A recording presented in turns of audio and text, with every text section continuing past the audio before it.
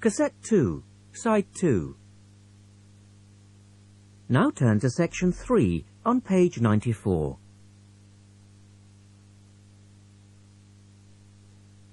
Test 4, Section 3.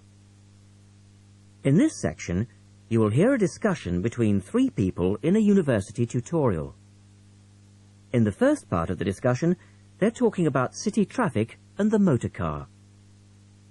First, look at questions 21 to 24.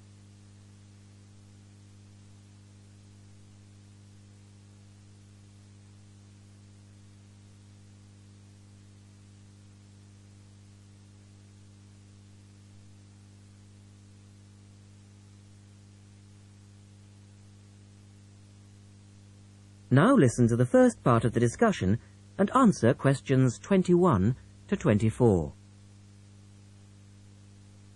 We're very pleased to welcome Professor Isaac Nebworth to our tutorial group today. And he's come to share one of his pet passions with us, city traffic and our Western dependence on the motor car. I believe questions are quite welcome throughout. Thank you. Well, I know you're all very familiar with the superhighway here in Melbourne, but do superhighways automatically lead to super wealth, as our politicians would have us believe? I think not. Can you give us an example of what you mean exactly? Sure. Well, by continuing to encourage this dependence on the motor car, we simply create more congestion and more urban sprawl.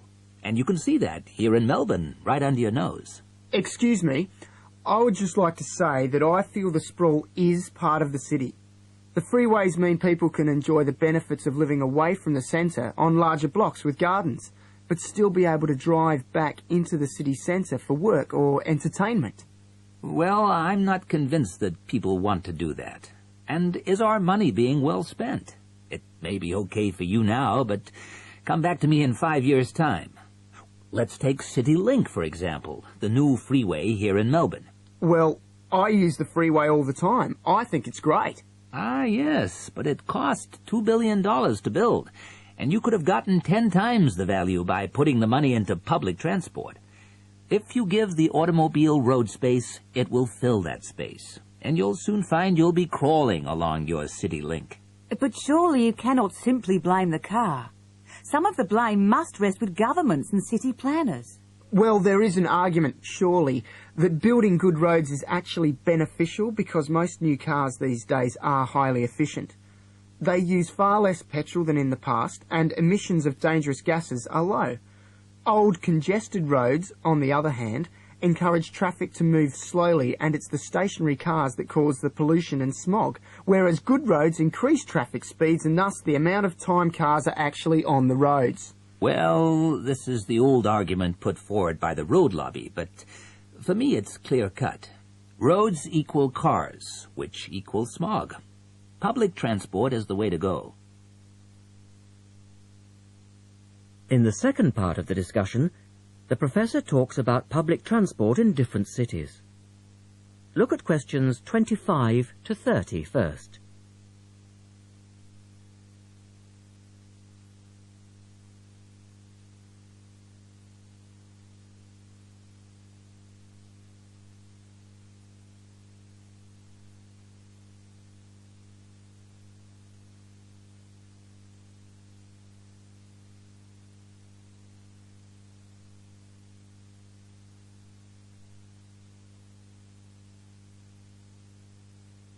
As you listen to the discussion, complete the questions about public transport.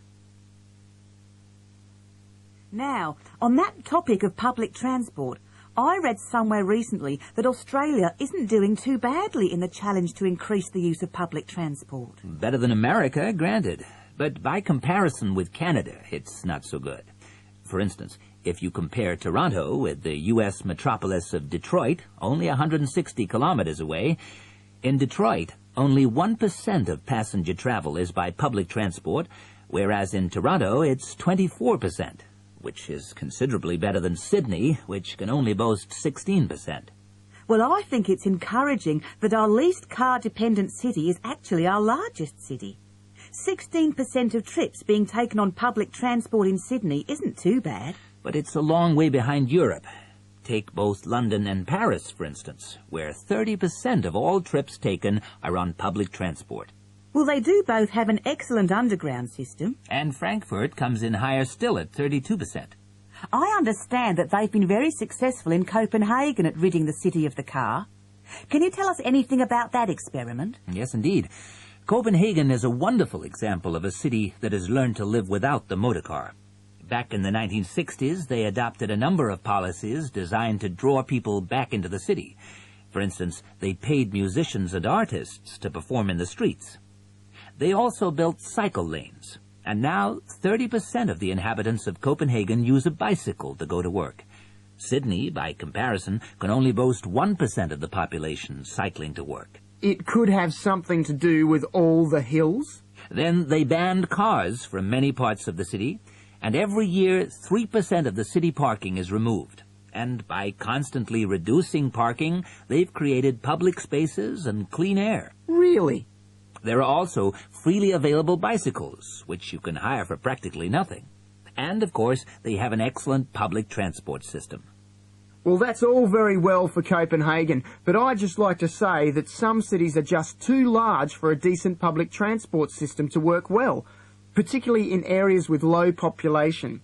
Because if there aren't many people using the service, then they don't schedule enough buses or trains for that route. I accept that there's a vicious circle here, but people do need to support the system. And secondly, the whole process takes so long because usually you have to change. You know, from bus to train, that sort of thing. And that can be quite difficult. Ultimately, it's much easier to jump in your car. And often it turns out to be cheaper. Sure, but cheaper for whom? You or society? We have to work towards the ideal and not give in all the time because things are too difficult. Anyway, let's move on to some of the results of the survey, which I think you'll agree. That is the end of section 3. You now have half a minute to check your answers.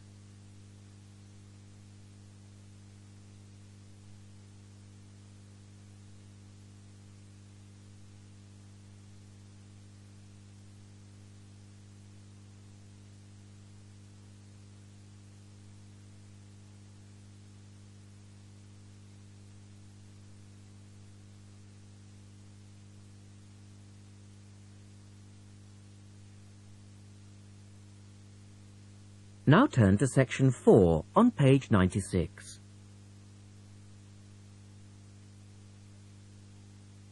Test 4, section 4. You will hear a lecturer talking about food preservation. First, you have some time to look at questions 31 to 37.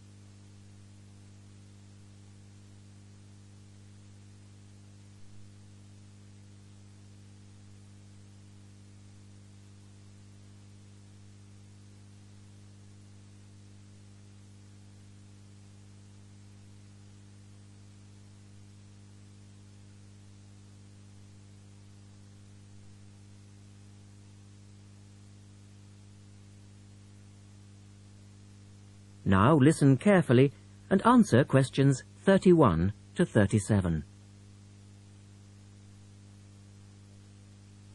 In today's lecture, I'd like to look at the topic of food preservation and start by asking the obvious question, why do we need to preserve food? Well, apart from keeping it fresh for our daily needs, many foods, such as fruit and vegetables, are only available at certain times of the year, so if we want to be able to eat these foods all year round, we need to preserve them. We also need to preserve food for export overseas to make sure that it doesn't perish in transit. And lastly, we need to be able to preserve food for when there are food shortages. There are a number of methods of preserving food which involve both high and low temperatures, chemicals, irradiation, and drying. Let's have a look at these in turn. In the 1870s, the French scientist Louis Pasteur showed that microorganisms in food could be destroyed by raising the temperature of the food, a process now known as pasteurization. This involves heating milk to just 65 degrees Celsius for 30 minutes. A new method, the ultra-high temperature, or UHT process, involves heating milk to 150 degrees Celsius for 3 seconds. The advantage of treating milk in this way is that it lasts much longer, though I tend to feel, and I'm sure many of you would agree, that taste is somewhat sacrificed in the UHT process. Tin cans were first used in the early 1800s to store and preserve food. Just as they are now, the cans were tin-plated steel containers, and the process had the advantage of being cost-effective. Unfortunately, however, there were many early cases of food poisoning, because the canning process was not fully understood at that stage. We now know the exact temperature and length of time each food needs for proper preservation, which has greatly reduced the risk of food poisoning. People living in cold climates often preserve food by burying it in the snow, and the Romans knew all about the advantages of packing food in ice. But for most people, this was not an option until the invention of the refrigerator in 1834. Today, however, refrigeration is the most important means of preserving food, because the food stays fresh without needing to be treated. However, refrigeration requires an electricity supply, and unfortunately, if the power goes off, so does the food. A variety of chemicals can be added to food, and you'll find their names listed on the labels of cans and bottles. Salt is probably the oldest of all the chemical preservatives, and was used by many ancient civilizations for many years. Sugar also acts as a preservative, and is used to preserve jams in much the same way that vinegar is used to pickle foods. Chemical preservatives are effective, but they do not suit all foods, and the processes involved are time-consuming. Another method of preserving food is by drying it. Most foods are 75% to 90% water, so if you remove the water, the microorganisms simply can't survive. When food is dried, it not only lasts a long time, but it also becomes much lighter, which is a big advantage, as this makes it cheap to store. Though some people argue that valuable nutrients are lost in the process. In the second part, the speaker describes the process of drying food. Look at questions 38 to 40.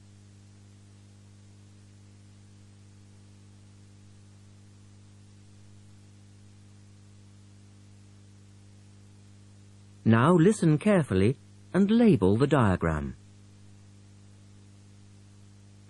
Early methods for drying food involved cutting it into strips and hanging it in the sun or over fires. But there are now a number of more modern methods which involve the use of recent technology. One of these is known as roller drying, and it's a highly effective way of making dried foods from liquids, such as soup. Have a look at this diagram to see how it works. Well, first of all, the hot soup is poured in at one end here. The liquid spreads to form a thin layer on a heated belt. The liquid dries as it moves along. By the time it reaches the end of the belt, all the water has evaporated, leaving only dry powder. A blade then scrapes the dried material off the roller and captures it in powder form. All you have to do is add boiling water, and you have your hot soup back again, ready to drink. Another method is called freeze drying, and for those of you who still remember... That is the end of section 4. You now have half a minute to check your answers.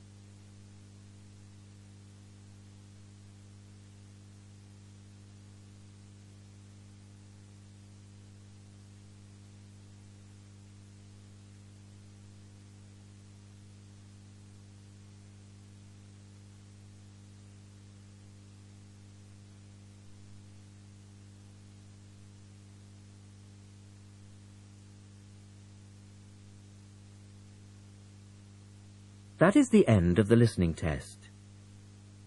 At the end of the real test, you will have 10 minutes to transfer your answers to the listening answer sheet.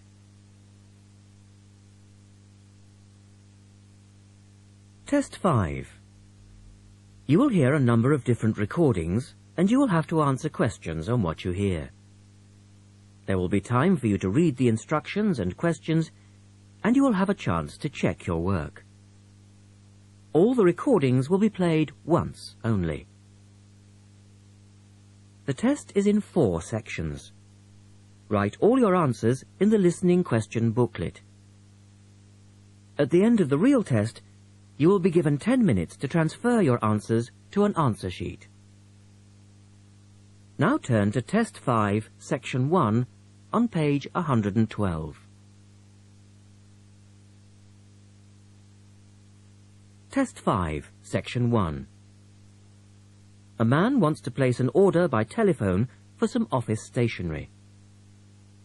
Listen to the conversation between the woman and the man and answer the questions. First, you have some time to look at questions 1 to 6.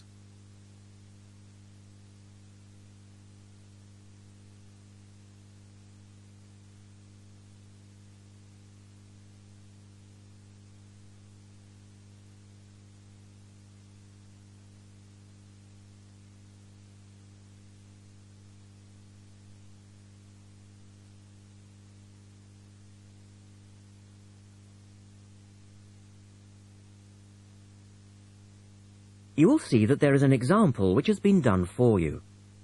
On this occasion only, the conversation relating to this will be played twice.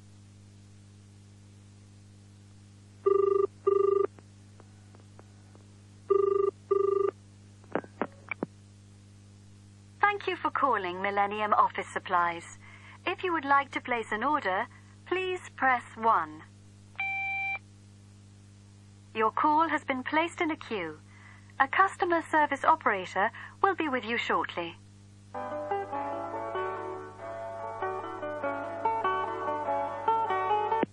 Gina speaking. How can I help you? Oh, hello. I'd like to order some stationery, please. And who am I speaking to? John Carter. The man says his name is John Carter. Now we shall begin. You should answer the questions as you listen, because you will not hear the recording a second time. Listen carefully and answer questions 1 to 6.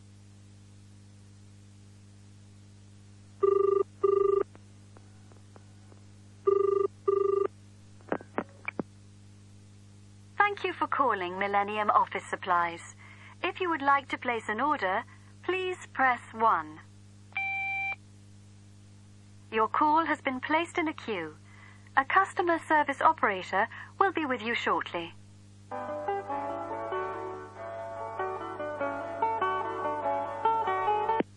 Gina speaking. How can I help you? Oh, hello. I'd like to order some stationery, please. And who am I speaking to? John Carter. Right. Can I just confirm your account number and the name of your company, John? Sure. The account number is 692411. 692411. Right. And you're from Rainbow Computers? No, the company is Rainbow Communications. Oh, okay. I'll just fix that on the system.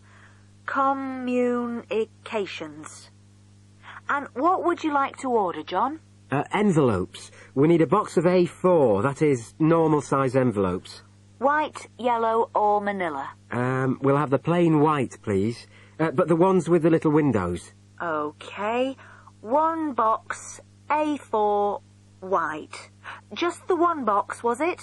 On second thoughts, make that 2 boxes. We go through heaps of envelopes. As a matter of interest, are they made from recycled paper? No, you can't get white recycled paper. The recycled ones are grey, and they're more expensive, actually. Right, we'll stick to white then. Something else, John? Yes, we need some coloured photocopy paper. What colours do you have? We've got purple, light blue, blue, light green, whatever you want, pretty much. There are 500 sheets to the pack. Right, let's see. We're going to need a lot of blue paper for our new price lists. So, can you give us 10 packs, please? Make sure it's the light blue, though. 10 packs of the light blue. The woman asks the man if he needs anything else. Look at questions 8 to 10.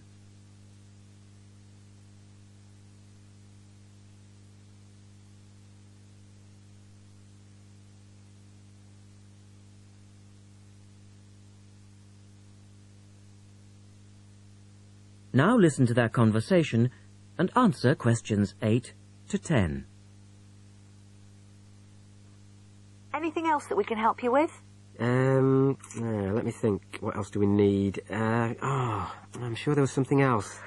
Pens, paper clips, fax paper, computer supplies, office furniture? Oh yes, we need floppy disks. Do you have those nice coloured ones? Yes, but they're a bit more expensive than the black ones. Oh, that's all right. I'm not paying anyway. Right. Floppy disks.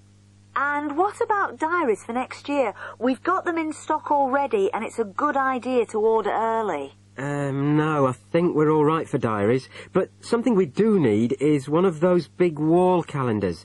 You know, one that shows the whole year at a glance. Do you stock those? We certainly do. OK, can you include a wall calendar then, with the other stuff? Just make sure it's got the whole year on the one side. Sure. And do you have a copy of our new catalogue? No, I don't, but could you send one? Yes, I'll pop one in with the order. You'll find it a lot easier to remember what you need if you have our catalogue in front of you next time. Yes, good idea. And when can you deliver this? Should be with you tomorrow morning. Can you make sure that it's not after 11:30 a.m? Because I have to go out at 12. There's only myself here on Fridays. Fine. I'll make a note on the delivery docket that they should deliver before 11:30. Thanks very much. Thanks. That is the end of section 1. You now have half a minute to check your answers.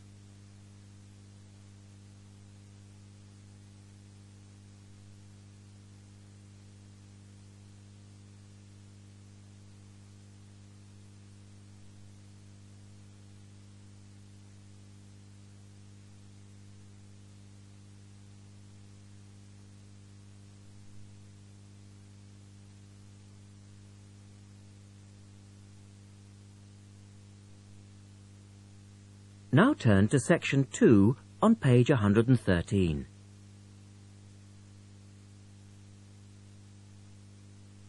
Test 5, section 2. You will hear a reporter talking on the radio about an artist's exhibition. Look at questions 11 to 18.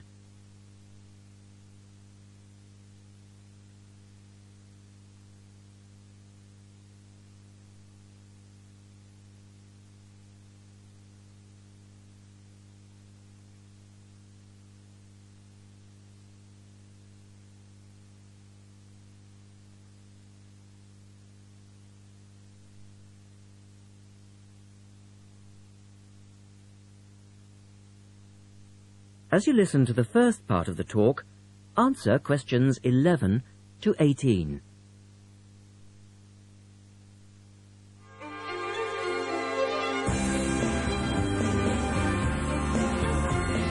And now for some information on local events and activities. A couple of announcements for art lovers and budding artists alike. First, a new collection of artwork is going on show to the public next month in the form of an artist's exhibition. The exhibition will include many different types of art, over 100 different pieces by 58 artists from the local area. It's being held at the Royal Museum, which, for those of you who are unfamiliar with the area, is located opposite the library in West Street, right on the corner. The actual address is number 1 Queen's Park Road. It isn't difficult to find. The exhibition will run for 9 weeks and will begin on the 6th of October and continue until the 10th of December. So there's plenty of time for you to go along and have a look, and I'm sure that will be worth doing. What will you see there? Well, amongst the items on display will be some exciting pieces of modern jewellery, furniture, ceramics, metalwork and sculpture.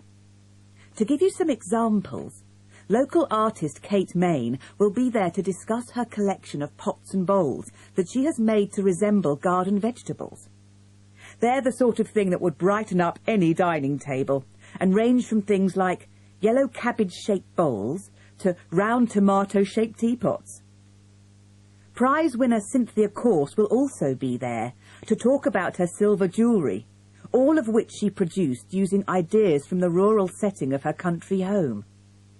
Some of her rings are quite extraordinary and have beautiful coloured stones in them. Or, if you prefer sculpture, there's plenty of that too. Take, for example, Susan Cupp's sculpture of 25 pairs of white paper shoes. It sounds easy, but believe me, it looks incredible.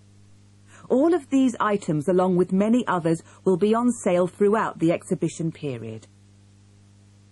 As part of the exhibition, there will be a series of demonstrations called Face to Face, which will take place every Sunday afternoon during the exhibition, and these will provide an opportunity for you to meet the artists. Now look at questions 19 and 20.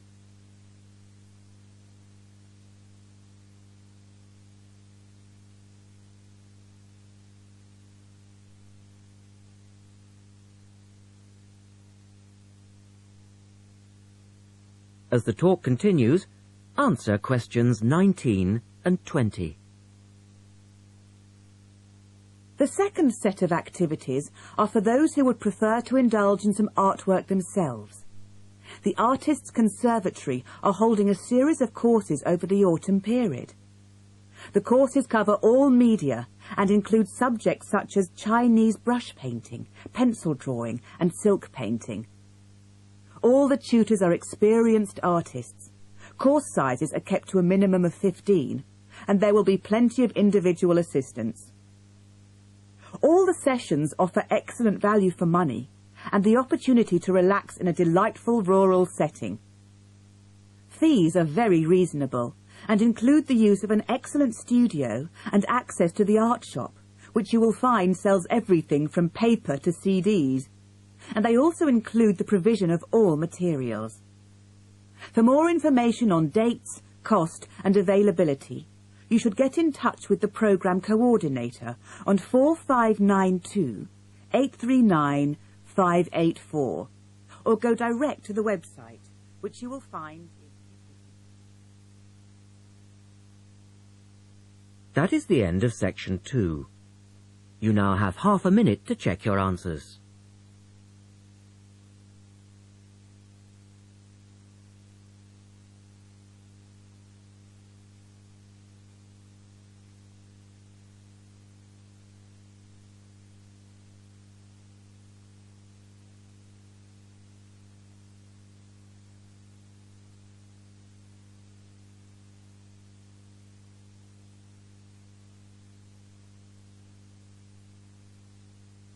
Now turn to section 3 on page 114.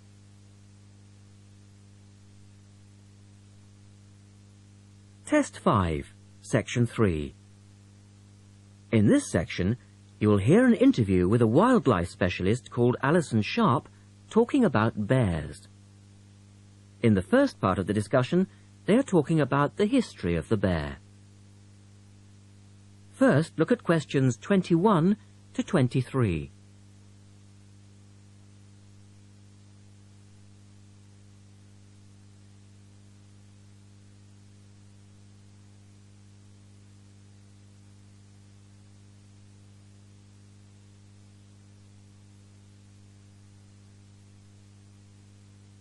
Now listen to the first part of the interview and answer questions 21 to 23.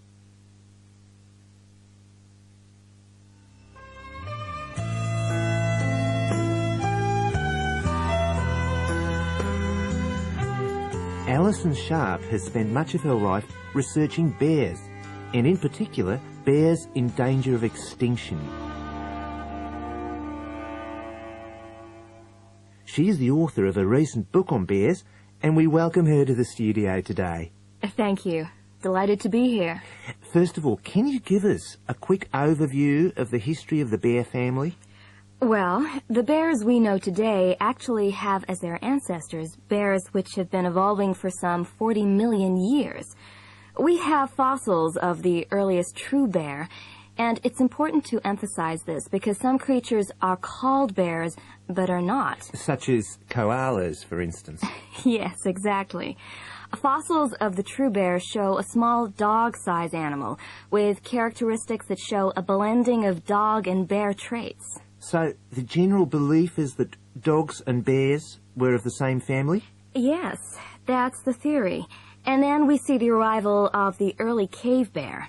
We know from cave drawings that Neanderthal man used to worship this bear, and at the same time fear it. Understandable, perhaps. Yes, but they need not have worried because the cave bear only ate plants.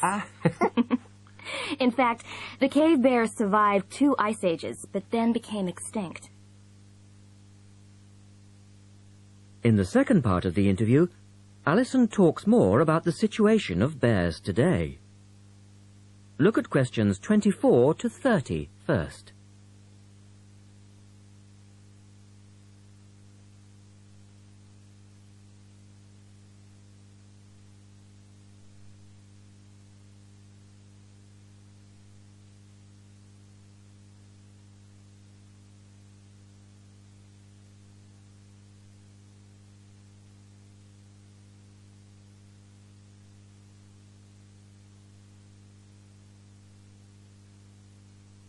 Listen carefully and answer questions 24 to 30.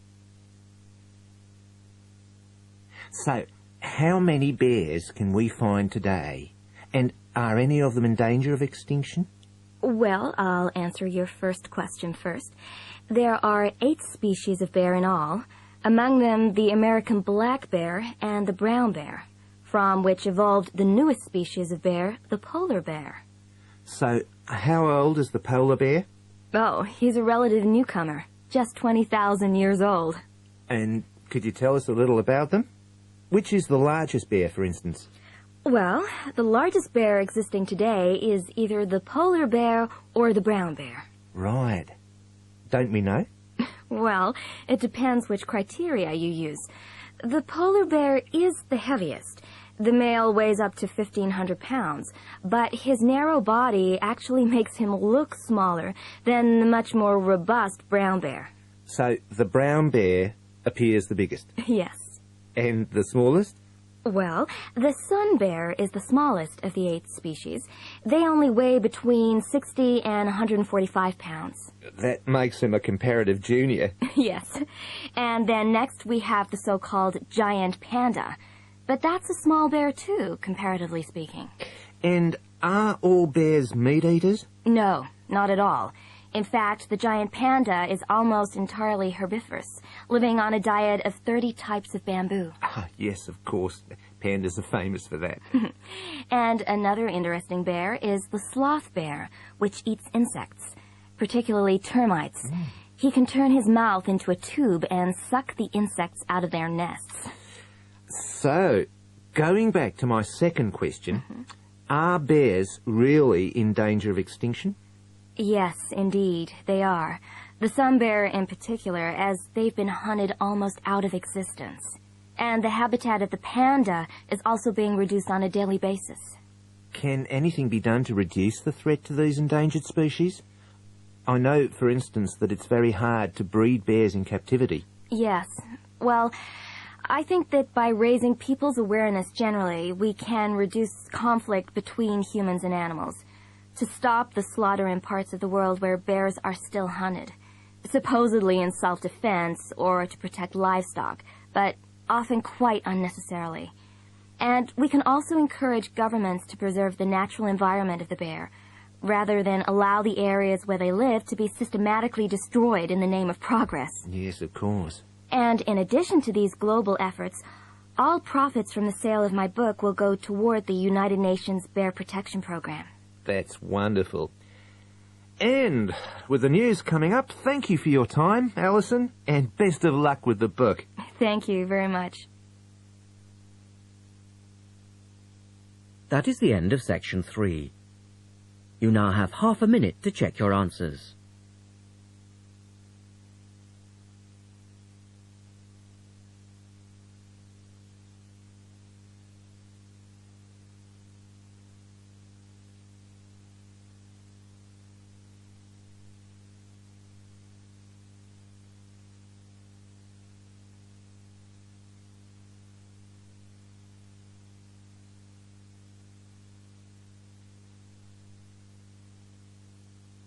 Now turn to section 4 on page 116.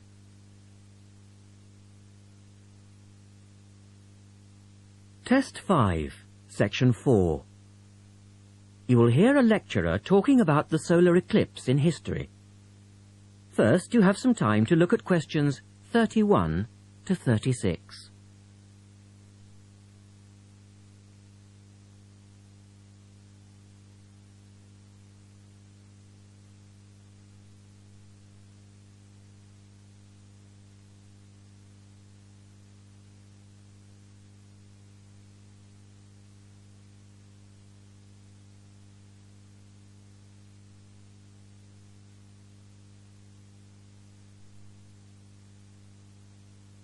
Now listen carefully and answer questions 31 to 36.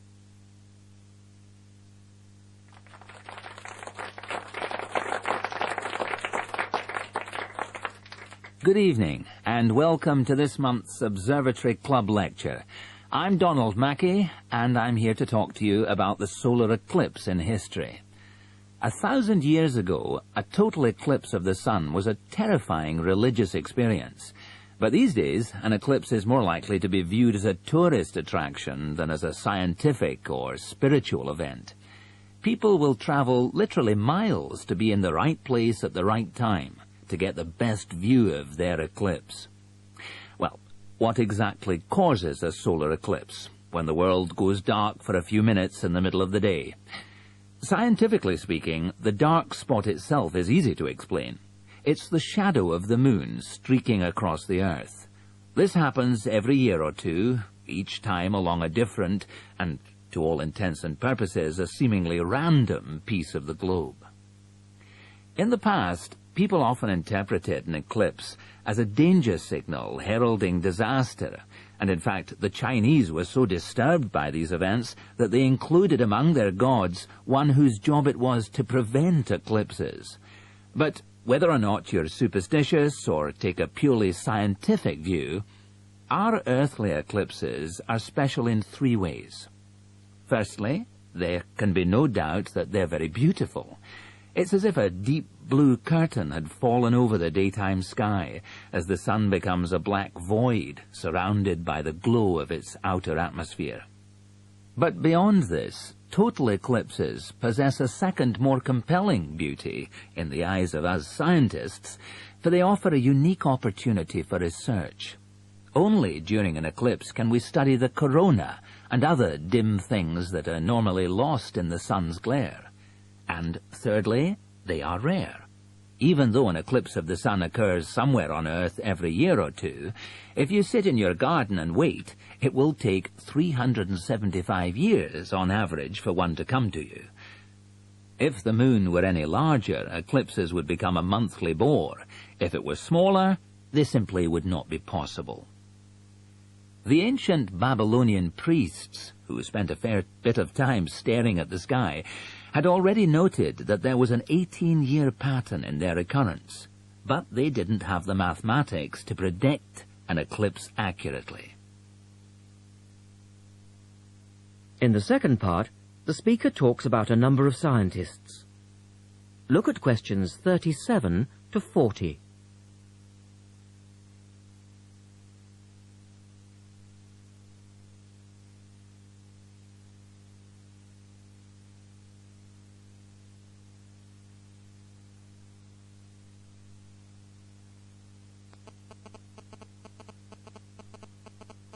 Now listen carefully and complete the table. It was Edmund Halley, the English astronomer, who knew his maths well enough to predict the return of the comet, which incidentally bears his name, and in 1715 he became the first person to make an accurate eclipse prediction. This brought eclipses firmly into the scientific domain, and they've since allowed a number of important scientific discoveries to be made. For instance, in the eclipse of 1868, 2 scientists, Janssen and Lockyer, were observing the sun's atmosphere, and it was these observations that ultimately led to the discovery of a new element. They named the element helium, after the Greek god of the sun. This was a major find, because helium turned out to be the most common element in the universe after hydrogen. Another great triumph involved Mercury. I'll just put that up on the board for you now. See, there's Mercury, the planet closest to the Sun, then Venus, Earth, etc. For centuries, scientists had been unable to understand why Mercury appeared to rotate faster than it should. Some astronomers suggested that there might be an undiscovered planet causing this unusual orbit, and even gave it the name Vulcan. During the eclipse of 1878, an American astronomer, James Watson, thought he'd spotted this so-called lost planet. But, alas for him, he was later obliged to admit that he'd been wrong about Vulcan and withdrew his claim. Then Albert Einstein came on the scene. Einstein suggested that, rather than being wrong about the number of planets, astronomers were actually wrong about gravity. Einstein's theory of relativity, for which he's so famous, disagreed with Newton's law of gravity in just the right way to explain Mercury's odd orbit. He also realized that a definitive test would be possible during the total eclipse of 1919, and this is indeed when his theory was finally proved correct. So there you have several examples of how eclipses have helped to increase our understanding of the universe. And now let's move on to the social aspects, and I think you'll find... That is the end of section 4. You now have half a minute to check your answers.